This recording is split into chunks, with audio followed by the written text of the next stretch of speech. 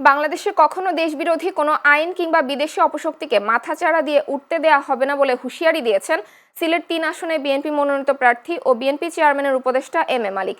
রোববার সিলেটের দক্ষিণ সুরমা উপজেলার দাউদপুরে বিএনপির আয়োজনে জনসংযোগ, পথসভা ও উঠান বৈঠকে তিনি একথা বলেন। তিনি সংখ্যালঘুদের নিরাপত্তা নিশ্চিত করা ও একটি অবাধ, সুষ্ঠু ও গ্রহণযোগ্য নির্বাচন অনুষ্ঠানে প্রশাসনের প্রতি আহ্বান জানান। এ সময় সিলেট জেলা বিএনপির সহসভাপতি শাহাবুদ্দিন, যুগ্ম সম্পাদক তাজুল ইসলাম, প্রচার সম্পাদক লোকমান আহমেদ ও দক্ষিণ সুরমা বিএনপির সাবেক সাধারণ সম্পাদক ইলিয়াস আলী সহ বিএনপি ও সহযোগী সংগঠনের নেতাকর্মীরা উপস্থিত ছিলেন। এবং দেশ বিরোধী কোনো আইন আমরা বাংলাদেশে কোনোদিন বিদেশি অপশক্তি কোনোদিন আমাদেরকে বায়াস করতে পারবে না। আমরা পার্লামেন্টে গেলেও আপনার এই দাউদপুরের কথা বলবো, দক্ষিণ সুরমার কথা বলবো, মঙ্গলবাজারের কথা বলবো এবং ইনশাআল্লাহ বালাগঞ্জের কথা বলবো। আমরা সবাই আপনাদের দোয়া নিয়ে আমি আগামীতে ইনশাআল্লাহ আরো বেশি এগিয়ে যেতে চাই।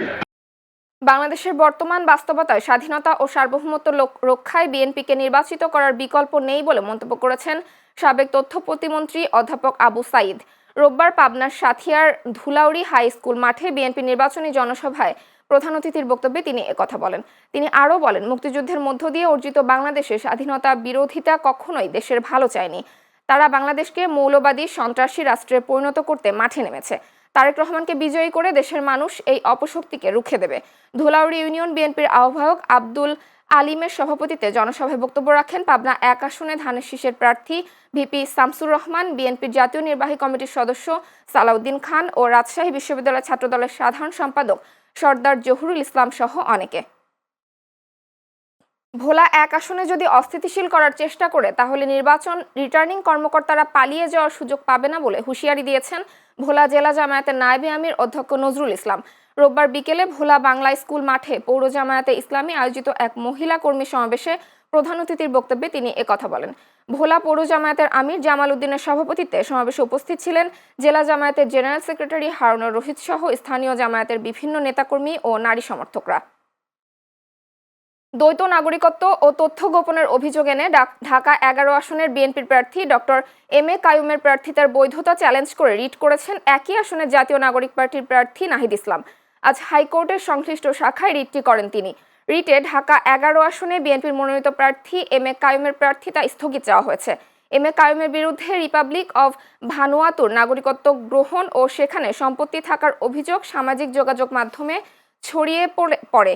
তবে এসব অভিযোগকে সম্পূর্ণ মিথ্যা, বানোয়াট ও উদ্দেশ্য প্রণোদিত অপপ্রচার বলে দাবি করেন তিনি। নওগাঁর আত্রাই উত্তর বিলের দরগাপাড়া গ্রামবাসীর উপর মিথ্যা, বানোয়াট ও হয়রানিমূলক মামলা দায়ের করার প্রতিবাদে মানববন্ধন অনুষ্ঠিত হয়েছে। রোববার হাটকালুপাড়া ইউনিয়নের উত্তর বিল দরগাপাড়া এলাকায় মানববন্ধন অনুষ্ঠিত হয়েছে। মানববন্ধনে গ্রামবাসী ও জনপ্রতিনিধি সহ সকল শ্রেণী পেশার মানুষ অংশগ্রহণ করেন। এ সময় গ্রামবাসী বলেন, মামলাটি তদন্ত না করে নির্দোষ ব্যক্তিদের গ্রেফতার করেছে পুলিশ। এ কারণে গ্রামের মানুষ আতঙ্কে অনেকেই বাড়ি ছাড়া হয়েছেন। অবিলম্বে মিথ্যা মামলা প্রত্যাহার করে সঠিক তদন্ত করে দোষীদের শাস্তির দাবি করেন এলাকাবাসী। সেই সাথে গ্রেফতারকৃত মিঠুর নিঃশর্ত মুক্তি দাবি করেন তারা। বিএনপি ক্ষমতায় আসলে ঠাকুরগাঁওয়ের পরিত্যক্ত বিমানবন্দরটি চালু করা হবে বলে জানিয়েছে বিএনপির মহাসচিব মির্জা ফখরুল ইসলাম আলমগীর। ঠাকুরগাঁও সদর উপজেলার রহিমানপুর ইউনিয়নের কৃষ্ণপুর এলাকায় নির্বাচনী সভায় তিনি একথা বলেন। তিনি বলেন, এলাকার মানুষের কর্মসংস্থান বাড়ানোর জন্য কলকারখানা তৈরি করা হবে। সেই সাথে তিনি আরও বলে, বিগত ১৫ বছরে মানুষ ভোট দিতে পারেনি এবং জনগণের চাওয়া গত সরকার পূরণ করতে পারেনি। তাই নির্বাচনে ধানের শীষ ভোট দিয়ে তাকে বিজয়ী করে কাজ করার জন্য সুযোগ চায়। জামায়াতে ইসলামীর তীব্র সমালোচনা করে ইসলামী আন্দোলন বাংলাদেশের আমির মুফতি সৈয়দ মোহাম্মদ রেজাউল করিম বলেন, জামায়াত আমেরিকার সঙ্গে গোপন বৈঠক করে তাদের ইনসাফ বাস্তবায়ন করতে চায়। রোববার কমলনগর উপজেলার হাজিরহাটে নির্বাচনী জনসভায় প্রধান অতিথির বক্তব্যে তিনি এসব কথা বলেন। চরমোনাই পীর প্রশ্ন তুলে বলেন, ৫৪ বছর ধরে চলা প্রচলিত নিয়মে কি ইনসাফ ভিত্তিক রাষ্ট্র গড়া হয়েছে? জামাত স্পষ্টভাবে ঘোষণা করেছে তারা ইসলামী শরিয়া দিয়ে দেশ চালাবে না, বরং প্রচলিত নিয়মেই চালাবে। যে নীতিতে হাজার হাজার মায়ের বুক খালি হয়েছে, টাকা বিদেশে পাচার হয়ে বেগমপাড়া তৈরি হয়েছে, রাস্তায় মানুষ গুম খুন হয়েছে, সেই নীতিতে জামায়াত ক্ষমতায় এসে দেশ চালাবে। ভোটারদের আহ্বান জানিয়ে তিনি বলেন, দেশ ও ইসলামকে ভালোবাসলে সবাই এক হয়ে হাত পাখায় ভোট দিন। জুলাই অভ্যুত্থানের প্রথম শহীদ আবু সাইদের কবর জিয়ারত করেছেন এনসিপির মুখপাত্র ও সাবেক উপদেষ্টা আসিফ মাহমুদ সজীব ভুঁইয়া। রোববার বিকেলে রংপুরের পীরগঞ্জে জুলাই অভ্যুত্থানের প্রথম শহীদ আবু সাইদের কবর জিয়ারত করেন তিনি। পরে তিনি শহীদ আবু সাইদের বাড়িতে গিয়ে পরিবারের সদস্যদের সঙ্গে কথা বলেন এবং তাদের খোঁজ খবর নেন। এ সময় তিনি বলেন, দিল্লির কোনো পার্টির বক্তব্য এখন আর বাংলাদেশের রাজনীতিতে প্রাসঙ্গিক নয়।